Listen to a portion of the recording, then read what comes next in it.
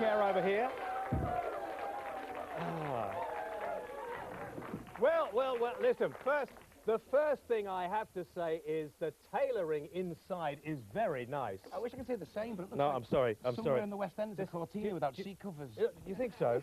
I Very thought nice. it was the height of fashion, but this is nice. Do you get this? You didn't get this inside, did you? No, it's a machino. Is it really? It's a machino. Oh my golly, my golly.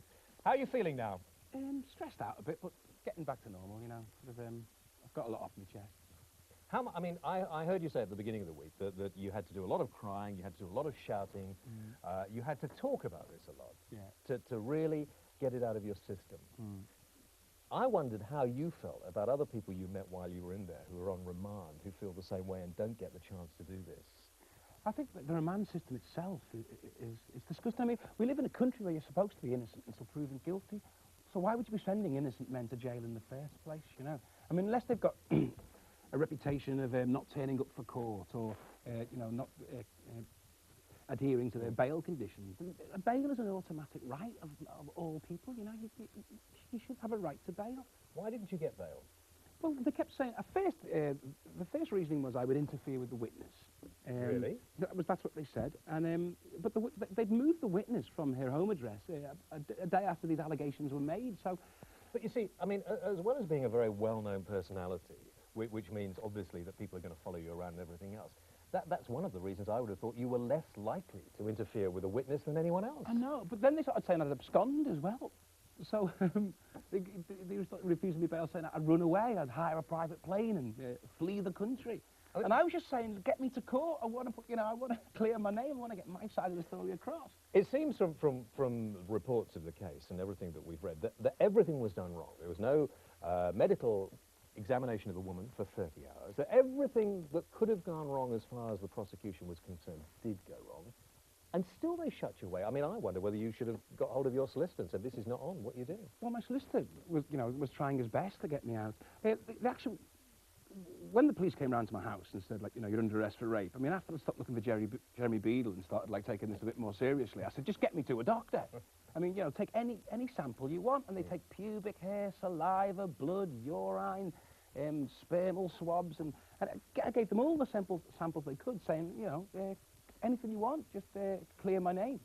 And I thought they'd go and, you know, take those samples away, get them tested, and when they came back negative, they'd say, sorry about that, Mr. Charles, got a bit of a fraggle here.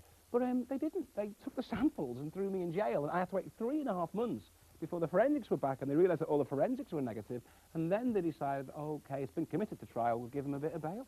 When you were in the van being taken to the prison for the first time, then I presume that you suddenly realised this is not a joke. Yeah.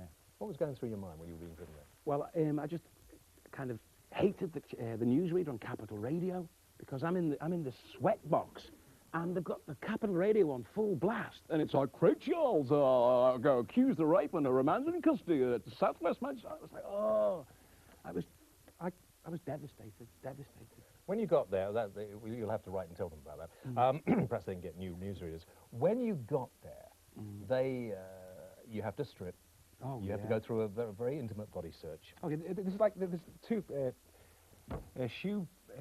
shoes painted on the floor, and you've got to put your feet in the shoes, and you bend over, and then looking up everywhere, you know. Yeah. Oh.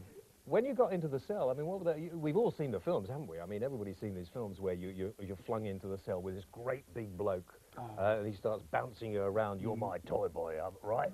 I mean, yeah, that must have been going through your mind. It was, you know, it was. What happened? Well, I was fortunate enough to be able to share a cell at first with my co-defendant, you know. But after we came back for one of our bail applications, we'd been refused, they split us up, and I arrived in a 4-up cell. That's 4 people in a cell that was built for one person in the 1800s. And this guy goes, all right, Craig, he says, all right, mate, we know you didn't do it, here's your bed, sort it out, no one's going to give you a clamp or nothing like that. I wouldn't mind. He said, I've been here 18 months on remand. And I went, 18 months, what for? He goes, oh, murder. Oh, Jesus. And I said, so you know, what happened? He goes, oh, I smothered him with a pillar. So you didn't sleep that night? I didn't sleep for 3 nights, until I took up the courage to ask for a cell change, you know. It was like, oh. What about the toiletry requirements? I've heard you talk about this a lot. And people tend, even now, not to think, you know, when you're on remand, you're not guilty, you're just there because they consider that some may think very strangely, that you're a danger to the public or yourself or whatever.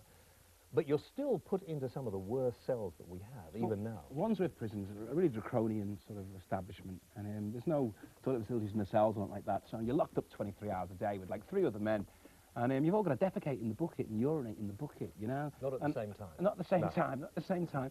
But at the height of the summer as well, you know? Well, you can't empty it till, like, until slop-out time, so you've got to live in the same room with these things, you know? So in the end, you start defecating in bin bags and throwing them out the window, because it's true. You throw them out the window of the cell, and there's a guy with a wheelbarrow next morning who's got the worst job in jail. I mean, actually, jail is the only place where you can get promoted to be a shithouse cleaner.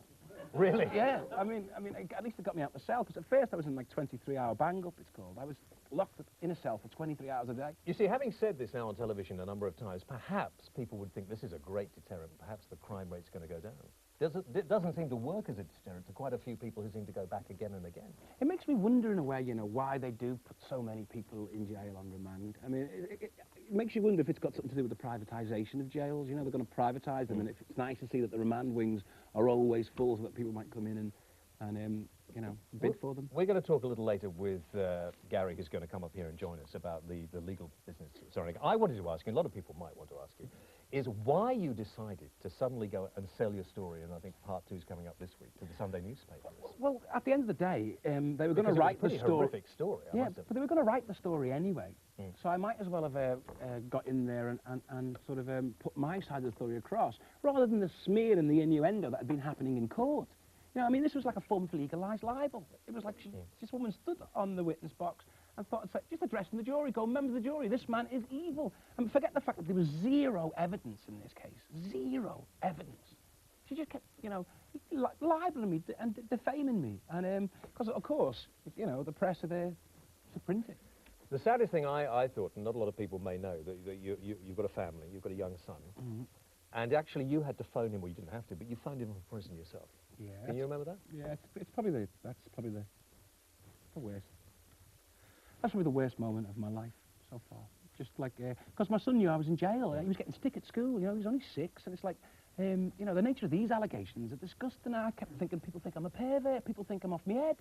And so I phoned him today, it's like, Daddy, you're in jail. It's like, then you start trying to explain that you're not really in jail, you're in a remand centre, and only people who are guilty go to jail. But what would you say? How would you explain it to a 6-year-old What did you say boy? to him when you first met him, after you came out, after you were innocent? I haven't seen him yet. I phoned him up. It was the first phone call I made as soon as I got out of jail. I said, Jack, I'm out. It's all over. And he goes, I know.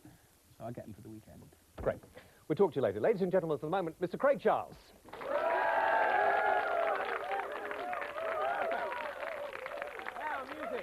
And this is, can you, sorry, Craig, could you just read this name out? I thought, you know, just...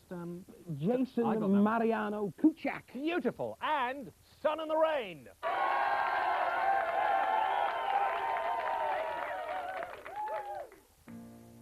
Who for a living drives a truck. He's never appeared on television before. A lot of people are very reticent about coming on and talking about being an adult baby. But for Snuggles here, going to the golf club, playing rugby or football or things like that, not something that Snuggles does. He dresses up when he has some free time as an adult baby.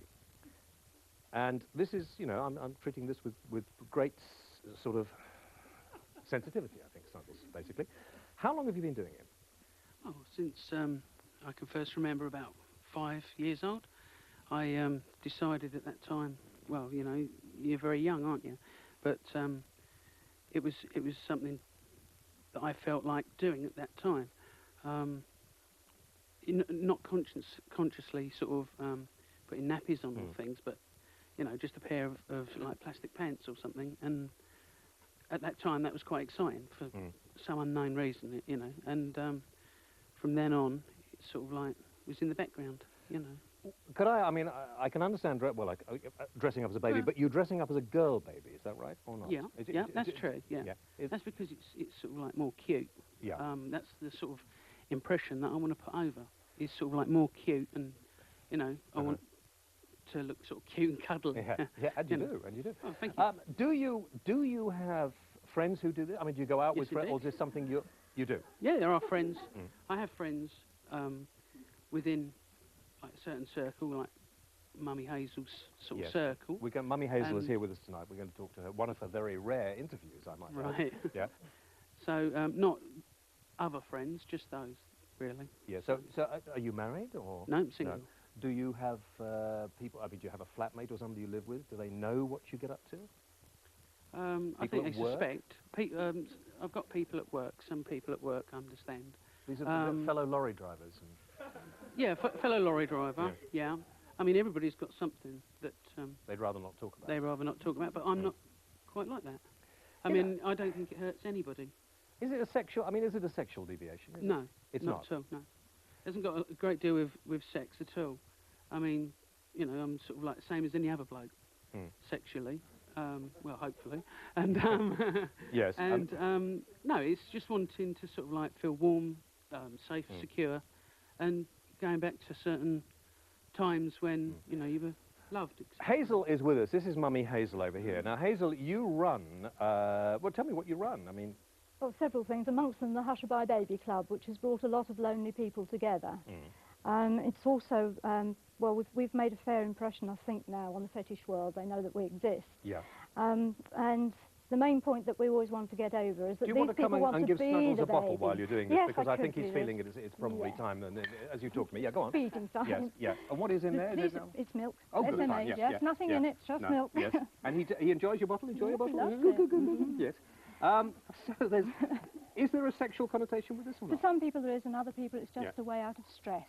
I mean- It's a very good thing for relieving stress. Yeah, I'm sure. You yourself don't involve yourself with any sort of sexual Oh, no, practice with them at all. nothing. So when they come to you, what do you do for them? I mean, what do they let you? What do you do? What do I do mean, for them? Well, I take them up to my nursery where some wonderful furniture's been made by a member Yes. of your audience, Ian Scoon. Right. Very big outside furniture. Hmm. The whole room is mostly pink. They mostly like to be girl They babies, like do it, they? yes, Yeah. they mostly like Yeah. to be girl babies. Dress them up as a baby, put them a nappy on, a dry one. I don't change wet ones. You don't change wet ones? No. But do you change dirty ones? No, they're You not don't? allowed to do that. They're not anyway. allowed to do that in their nappies? Not in my house. They Thank can do it in their own if they like, but not in mine. Yeah, okay. No. And then I No usually... breastfeeding, I No, suppose. no. No, right, okay. Nothing like that. They often ask for it, Do mind they you, really? but Yes, they Cookie do. bit. Anyway, never mind. Right. Yeah. I usually spoon feed them in one of the high chairs. What do you feed them with? If we've Baby got that? food. Is that nice, Snuggle? This is I want yeah, to shake a rattle at it now. formula yeah. food. Yeah. Don't you? I mean, do you feel silly doing it or not? No, I got so used to it. I don't feel silly at all. Do quite famous people come to you? Mm-hmm. But I can't say any more than that. You wouldn't say any more. I wouldn't say No. any more than that. Okay. No.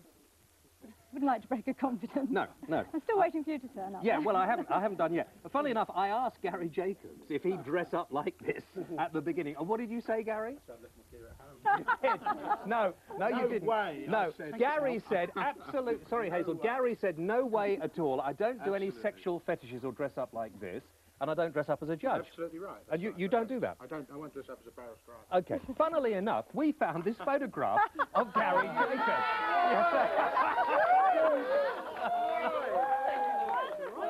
Do you like that? Absolutely wonderful. It's nice. You could have that. There you are. That's for you. Thank okay. you. And I feel if he's going to do that sort of thing, he should come out of the closet. I do too, James. How did finally, Hazel? And that was, do you enjoy that? Yeah, it's nice. I'd just like to say something. Yeah. Listen. Okay, right. A lot of people perhaps might think that this has got lots to do with kiddies and children.